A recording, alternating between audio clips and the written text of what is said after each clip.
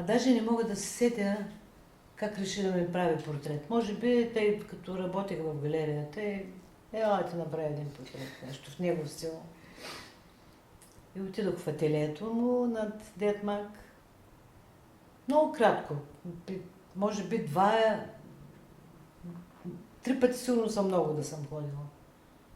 Бързо работеше и много добре улавяш състоянието.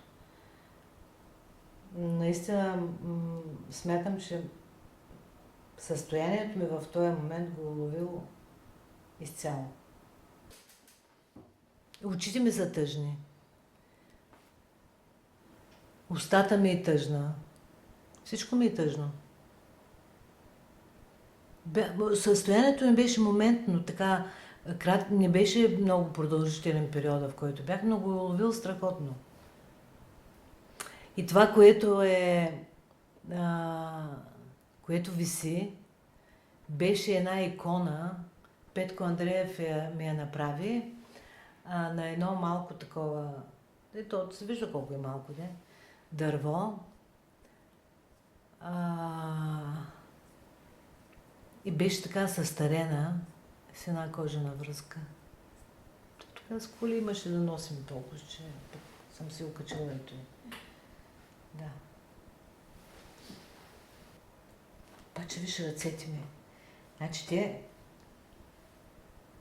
сега са много груби, защото все нещо непрекъснато работя и правя с ръцете си.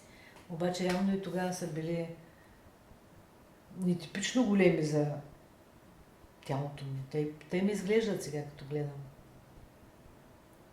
Защото той улавя сега, колкото и да не е портрет, фотография. Страхотен портретист. И ако не беше режима, в който живеехме, ще да оставим много по-качествени портрети. На личности, имам предвид. Не, че тия не са качествени. Тогава се работеше по много проекти, такива свързани с социализма.